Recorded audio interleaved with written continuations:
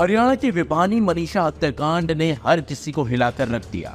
जिस हालत में मनीषा की लाश मिली थी, उसे देखकर परिजनों के साथ साथ गांव वाले अभी भी सदमे में हैं। तो इसी बीच गुरुवार सुबह महिला टीचर मनीषा का 9 दिन बाद गांव में ही अंतिम संस्कार कर दिया गया। मनीषा को उनके छोटे भाई नितेश ने मुखाग्नि दी। शव को सिविल अस्पताल से सीधा गांव ढाणी लक्ष्मण के शमशान घाट लाया गया था। पिता संजय सहित ग्रामीण शमशान घाट पर पहले से ही मौजूद थे। जैसे ही मनीषा को मुखाग्नि दी गई, वैसे ही पूरा परिवार और गांव वाले फूट फूट कर रोने लगे। इस दौरान गांव वालों ने मनीषा अमर रहे के नारे भी लगाए। आपको बता दें, बुधवार को दिल्ली एम्स में पोस्टमार्टम के बाद शव को सिविल अस्पताल ले जाया गया था। मनीषा के अंतिम संस्कार के लिए परिवार बुधवार को शाम करीब 6 बजे रांची भी हो गया था।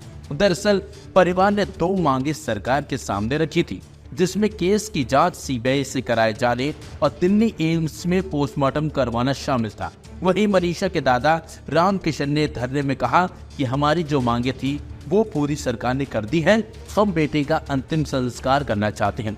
इसके बाद गांव वालों ने धरना खत्म किया और फिर मनीषा का गुरुवार को अंतिम संस्कार कर दिया गया।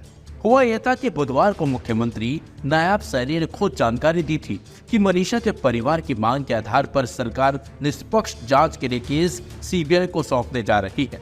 आपको बता दें, भिवानी के गांव ढाणी लक्ष्मण की 18 साल की मनीषा पड़ोस के गांव सिंघानी के निजी प्ले स्कूल में शिक्षिका थी। 11 अगस्त को मनीषा स्कूल गई लेकिन वापस नहीं लौटी। 13 अगस्त को खेतों में उसका शव मिला। परिवार ग्रामीणों ने दुष्कर्म और हत्या के आरोप लगाए थे। वहीं प्रदेश सरकार ने दिल्ली एम्स से पहले 2 बार भिवानी और रोहतक पीजीआई में पोस्टमार्टम करवाया। दोनों रिपोर्ट्स में मौत जहर से होने और दुष्कर्म न होने की पुष्टि हुई। घटना के विरोध में पूरे प्रदेश में कई जगह प्रदर्शन भी हुए। अंतिम संस्कार स्थल पर किसी भी अप्रिय घटना को रोकने के लिए पहले ही पुलिस बल और रैपिड एक्शन फोर्स की तैनाती कर दी गई थी। शव यात्रा के मार्ग को साफ करने के लिए जेसीबी मशीनों का इस्तेमाल किया गया था। जबकि गुरुवार को मनीषा के अंतिम संस्कार से पहले किसी तरह का कोई बवाल न हो, इसे देखते हुए नेट तक बंद कर दिया गया था। इस मामले में शुरुआती आपको बता दें, भिवानी अस्पताल में पोस्टमार्टम हुआ था, जिसमें कहा गया था कि गला रेतकर हत्या की गई। गले पर 29 mm कट का निशान है, जिससे परिजन भड़क गए थे और बेटी के शव को लेने से इनकार कर दिया था। मामला तूल पकड़ने लगा तो नायब सिंह सैनी सरकार ने एसपी को हटा दिया और थाने के 5 पुलिसकर्मियों को लापरवाही बरतने पर सस्पेंड कर दिया। हालांकि 18 अगस्त को मामले में नया मोड़ तब आया जब पुलिस ने दावा किया कि मनीषा ने कीटनाशक खाया था और सुसाइड नोट की भी बात पुलिस ने कही थी। पोस्टमार्टम दोबारा पीजीआई रोहतक में हुआ और मेडिकल बोर्ड ने कहा कि पेट में कीटनाशक मिला है और रेप नहीं हुआ है। हालांकि लोगों और परिजनों ने इस बात को सिरे से खारिज कर दिया था और इसी बात को लेकर 9 दिन तक बवाल होता रहा। बेटी के गांव के आसपास पुलिस की फौज तैनात कर दी गई थी ताकि कोई बवाल न हो, लेकिन अब परिवार मान गया क्योंकि परिवार की बातों को सरकार ने मान लिया। इसी के बाद गुरुवार को मनीषा का अंतिम संस्कार कर दिया गया और अब सीबीआई जांच इस मामले में अब जुट चुकी है और अब देखना होगा कि इस मामले में अब क्या कुछ सीबीआई सामने लेकर आती है।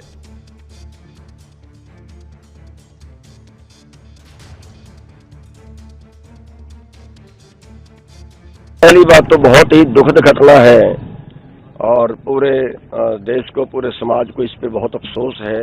ये घटनाएं नहीं होनी चाहिए और सरकार से हम अनुरोध करेंगे कि इस पे सख्ताई बरते। बहुत घटनाएं बढ़ गई हैं, इस पे सख्ताई बरते। समाज को न्याय चाहिए, सरकार की रेपुटेशन का भी सवाल होता है। दूसरा, इसमें ये कहेंगे कि जो डिले हुआ है वो नहीं होना चाहिए था। उसमें कहीं ना कहीं जहां भी अगर किसी की ढील रही है, किसी की अगर गलत रिपोर्ट दी है, तो सीबीआई जो जांच है वो भी उसमें साथ हो। अगर कोई किसी पुलिस वाले ने किसी मुजरिम को बचाने की कोशिश की है या हॉस्पिटल ने कोई रिपोर्ट गलत देने की कोशिश की है, तो उनके ऊपर भी सीबीआई तुरंत साथ में ही कार्रवाई करे, क्योंकि वो भी दोषी बनते हैं। मनीषा की मृत्यु के मामले में इसमें ताज़ा अपडेट तो ये है कि हमने उनको आज अश्रुपूर्ण विदाई दे दी है। उनका अंतिम संस्कार हजारों लोगों की भीड़ में कर दिया गया है, सभी के साझी संवेदनाओं के साथ।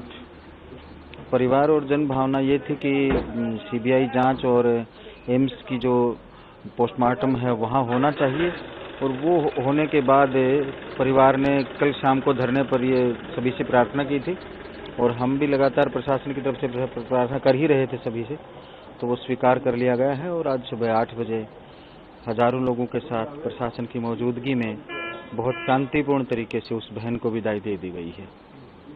परिवार ने क्या कोई और मांग भी आप लोग? परिवार ने सिर्फ एक बात हमसे बार बार कही है, जब हम वहाँ अंतिम संस्कार पे मौजूद थे तो परिवार की तरफ से बात यही थी कि उन्हें और कुछ नहीं चाहिए, बेटी को न्याय चाहिए।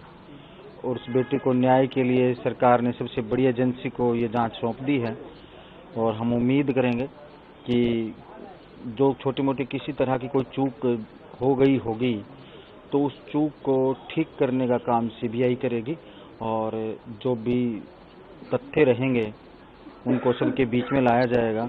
और अगर कोई वास्तव में कोई गुनहगार मिलता है तो कानून के तहत उसे सख्त सजा दिलाने का काम सरकार और सीबीआई दोनों मिलकर के करेंगे। अभी भी चालू है? बहुत सारे कारण हैं, आपके साथ साथ मेरे भी सवाल हैं प्रशासन से, सरकार से, कि अगर मनीषा ने कोई जहरीला पदार्थ लिया है तो वो क्यों नहीं उस जगह पे चिल्लाई, या जब कोई आदमी जहर पीता है तो उसको ट्रीटमेंट के दौरान भी बांध के रखा जाता है, वो चिल्ला के कहीं भागी नहीं, या फिर जमीन क्यों नहीं नोची, हाथ पार पांव क्यों नहीं चलाए उन्होंने।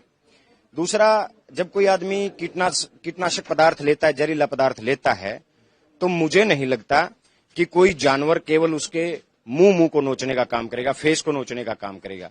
मनीषा के किसी शरीर के दूसरे हिस्से पे कोई खरोंच तक नहीं है, तो क्या ऐसा कौन सा जानवर था जिसने केवल उसके फेस को नोचने का काम किया।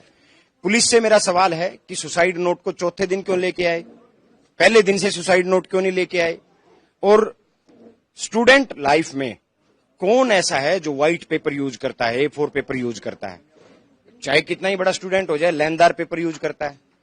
तो बहुत सारे सवाल ऐसे हैं। लिखावट की बात, जहां अब आप सबसे बड़ी बात, राइटिंग जो हैंड राइटिंग जो मैच है, फोरेंसिक जो रिपोर्ट जो आती है वहां से, हैंड राइटिंग की जो रिपोर्ट आती है मैच की, वो उसको आने में कम से कम हफ्तों या महीनों का समय लग जाता है। कैसे जिस दिन सुसाइड नोट आया उसी दिन कैसे वो रिपोर्ट भी आ गई। आज तक तो हरियाणा के इतिहास में ऐसा हुआ नहीं, लेकिन इस केस में ऐसे कैसे हुआ। तो ऐसे बहुत सारे कारण हैं जिन्हें पूरे हरियाणा के लोगों को, हमें ये लग रहा है कि सरकार इस हत्या को आत्महत्या में बदलना चाहती है।